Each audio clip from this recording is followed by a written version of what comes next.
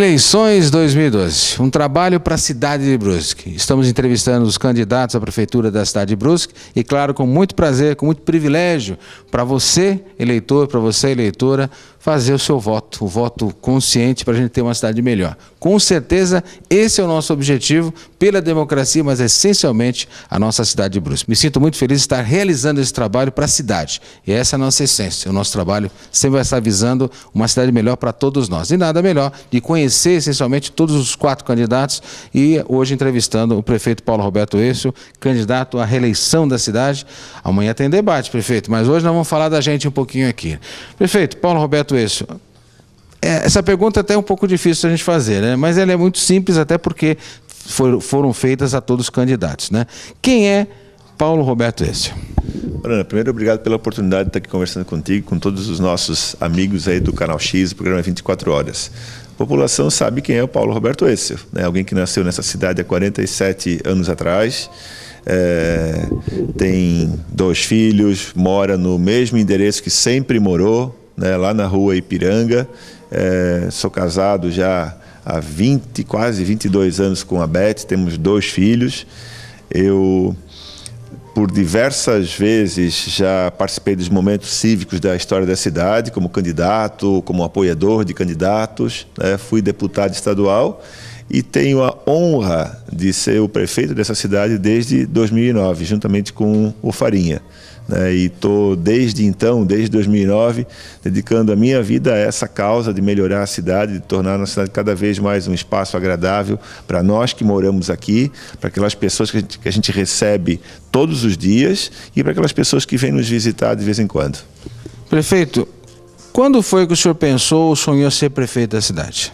Ana, em outra oportunidade já tive condições de dizer isso para os nossos telespectadores, desde adolescente. Eu brinco que desde que eu tinha 13 anos de idade, eu comecei a me imaginar nessa condição de candidato a prefeito, de prefeito, enfim, de estar participando da vida política. Mas naquele momento sempre me vinha uma outra questão, a situação envolvendo a timidez, né? Eu fui uma criança, um jovem muito tímido e pensava, poxa, eu tenho esse sonho, mas como é que eu vou chegar nas pessoas? Né? E daí a gente foi aprendendo também com a participação nos grupos, no movimento comunitário, na pastoral da juventude,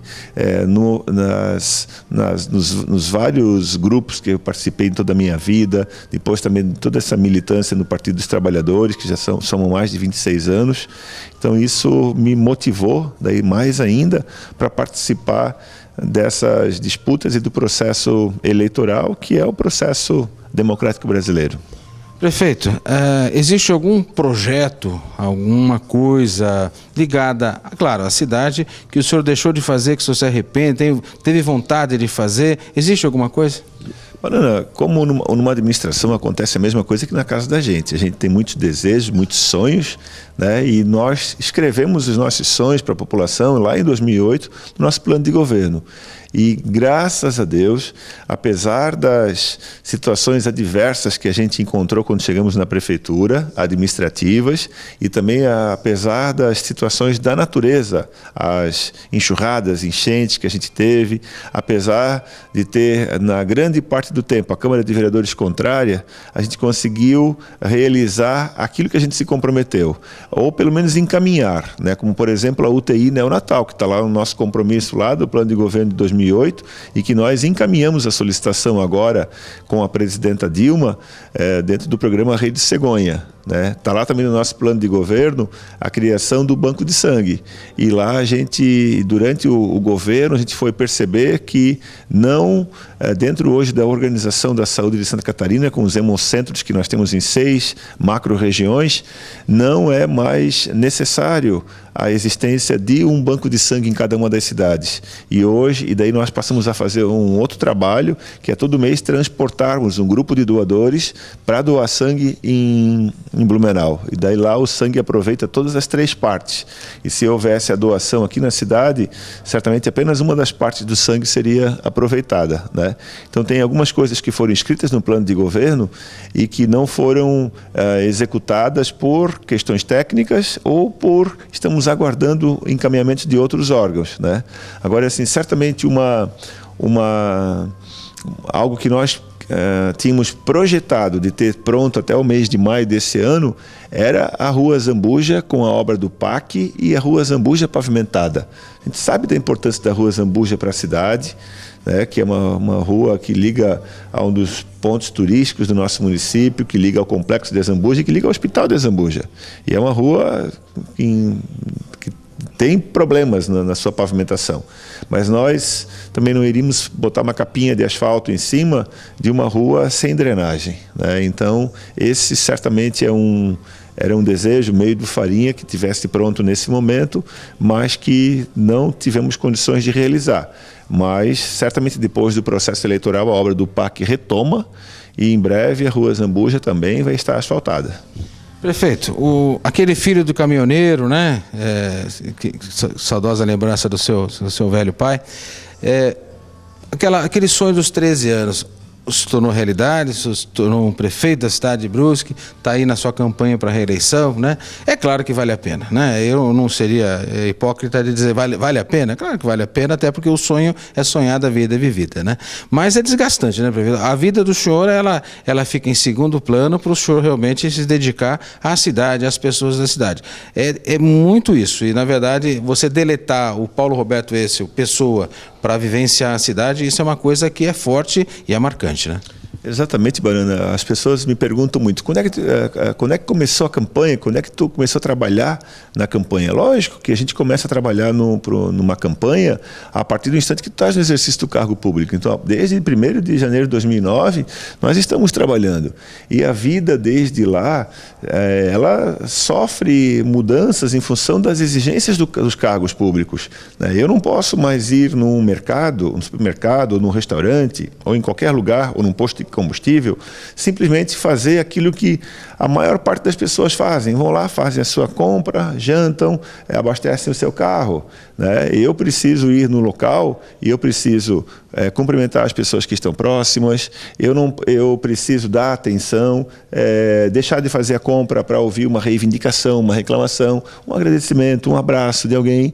Então a gente está constantemente vivendo no coletivo, né? Também as ligações que a gente recebe nas nossas casas, mesmo nos finais de semana, durante a noite, enfim, sempre a nossa vida está a serviço, está à disposição da população nesse período. No começo eu não entendia muito bem isso, né? Mas não precisou 2, 3 meses para eu entender que a partir daquele momento era assim que as coisas precisariam acontecer, né? Mas, sem dúvida alguma, o servidor público número 1 de qualquer administração do Brasil é a presidenta Dilma, do nosso estado é o governador, e de cada cidade é o prefeito. É o servidor público número 1 de cada cidade. E o que é serviço público? É servir. Então, nesse momento, a gente tem que procurar compartilhar, né, ter essa compatibilidade entre a vida pessoal, que é também necessária, porque a gente também tem a família, a gente tem as necessidades da gente, a gente tem as alegrias, tem os nossos sonhos, a gente tem dores, a gente tem, enfim, tudo aquilo que um ser humano sente, a gente sente também. Então a gente precisa ter esses momentos também para viver a nossa vida pessoal, né, mas ao mesmo tempo sabendo que a nossa vida pública exige uma doação muito maior durante esse período.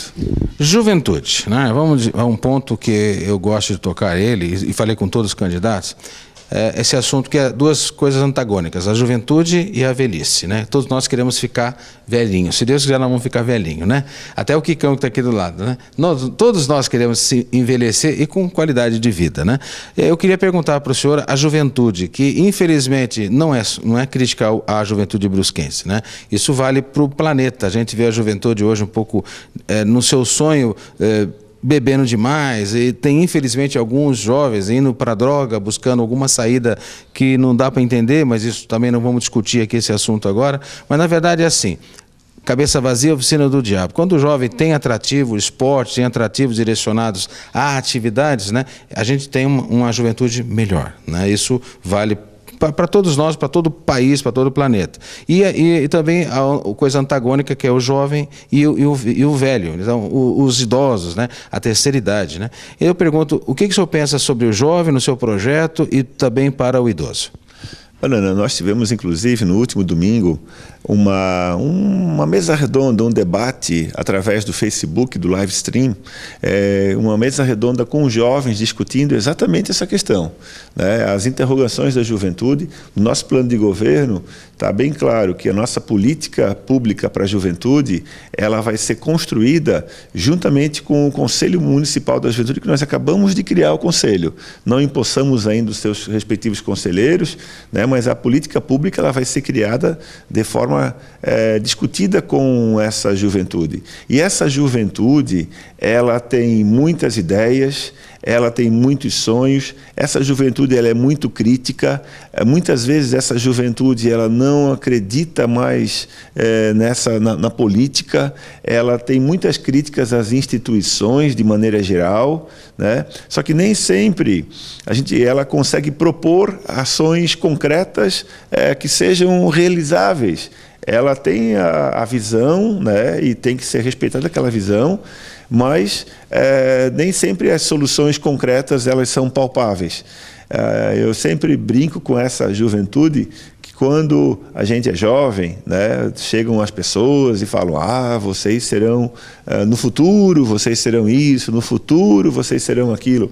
Mas o jovem não é futuro, o jovem é presente. E é nesse presente que a juventude precisa, de fato, dos espaços públicos, precisa de uma educação, precisa do lazer, precisa da cultura, da arte, né?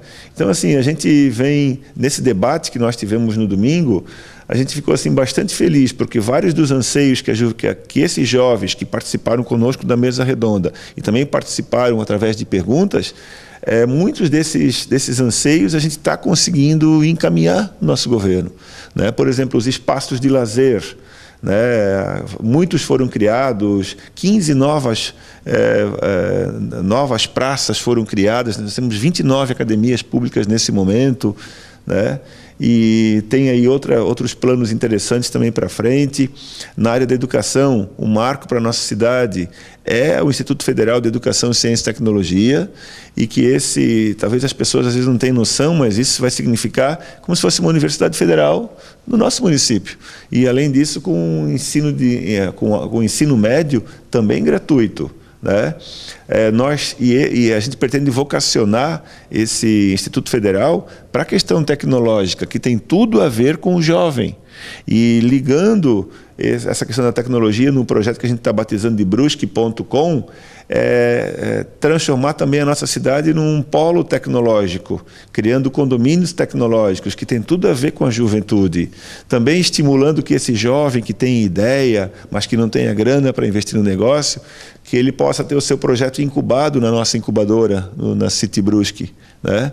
E, então, assim, nós estamos tendo um olhar especial para a juventude nesse momento e aliando também a juventude dentro desse projeto de governo, aliando esses ideais da juventude à criação de um novo pilar econômico na cidade.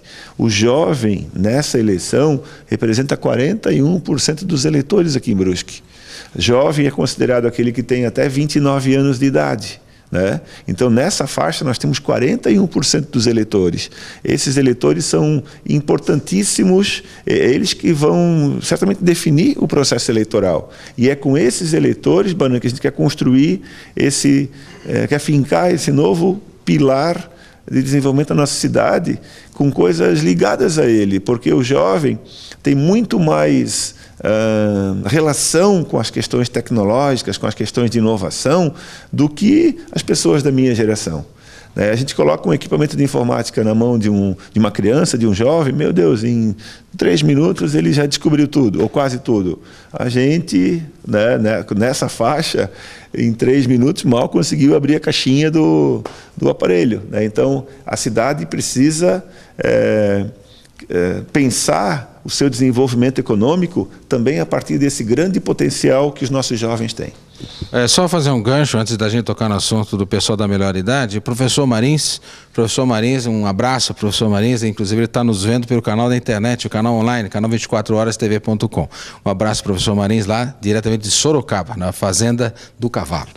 O professor Marins falou uma coisa para mim que me tocou esse assunto, né? Porque hoje o jovem especialização, MBA, outra universidade e, na verdade, nós precisamos de técnicos, né? O mercado hoje precisa de técnico, precisa decisão, então técnico. O meu pai falava, meu filho, você precisa ter profissão, meu filho. Meu pai sempre, eu guardei isso até hoje, o meu pai está lá no céu, mas eu me lembro como se fosse hoje ele falando para mim, meu filho, um homem tem que ter profissão, meu filho, né? E na verdade é um ensinamento básico, então por isso até antes da gente pular para a terceira idade, né? Justamente nesse lado da tecnologia, justamente porque é o emprego, né? E nossa cidade precisa de tecnólogos, né? De tecnólogas, né? E o mundo precisa disso, então na verdade ter 3, 4 universidades é muito importante, ninguém está dizendo que isso não é importante, ter MBA é muito importante, por favor, mas nós precisamos de técnicos, né, prefeito? Exatamente, e por um bom tempo o próprio governo federal tinha uma lei que o impedia de abrir cursos técnicos no Brasil. Foi uma lei criada no tempo do Fernando Henrique Cardoso e que foi modificada durante o governo Lula, porque o governo federal não podia investir no ensino técnico profissionalizante.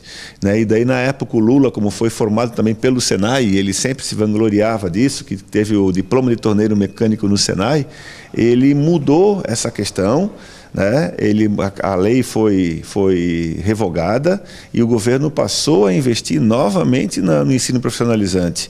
E tanto é que esses institutos federais foram criados centenas desde o momento em que o presidente Lula e a presidenta Dilma estão no governo. E a gente vai ter essa oportunidade aqui na cidade e eu tenho certeza que esse instituto ele vai ser um diferencial, vai ser um divisor de águas na história do nosso município.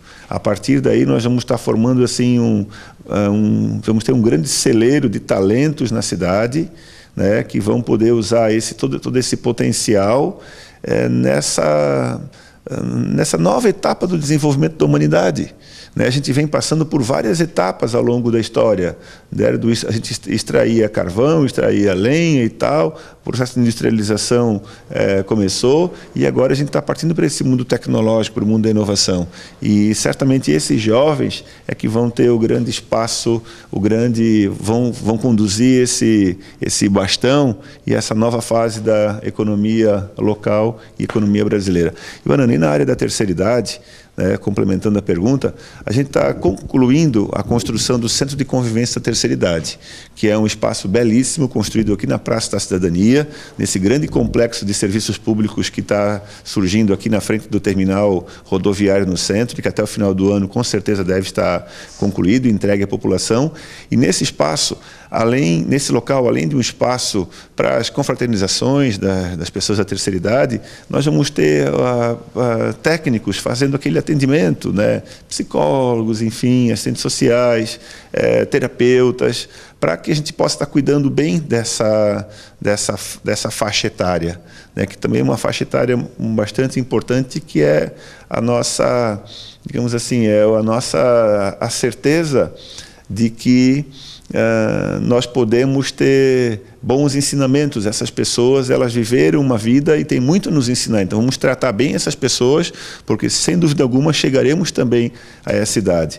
E esse público, a gente tem uma relação muito próxima a esse público na questão dos clubes da terceira idade, e também nessa questão da saúde. E para esse público, a gente está propondo aí a criação de um programa muito bacana, Banana, que é o programa Remédio em Casa. Isso a gente copiou de cidades onde já estão funcionando isso.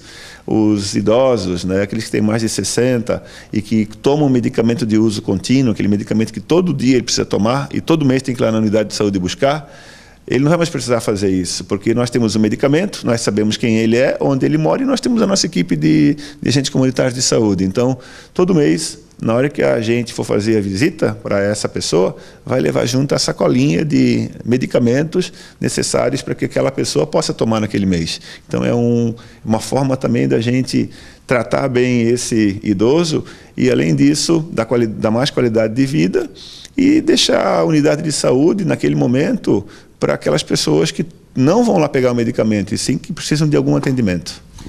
Canal X, canal 24horastv.com. Acesse, você vai se surpreender. É um canal de televisão online. Eleições 2012, conversando com os candidatos. No caso do prefeito aqui, o candidato à reeleição aqui à Prefeitura Municipal de Brusque. Canal X, canal 24horastv.com. A gente agradece seu carinho. A gente volta já já no segundo bloco, falando um pouco mais dos projetos para Brusque, para a história dela.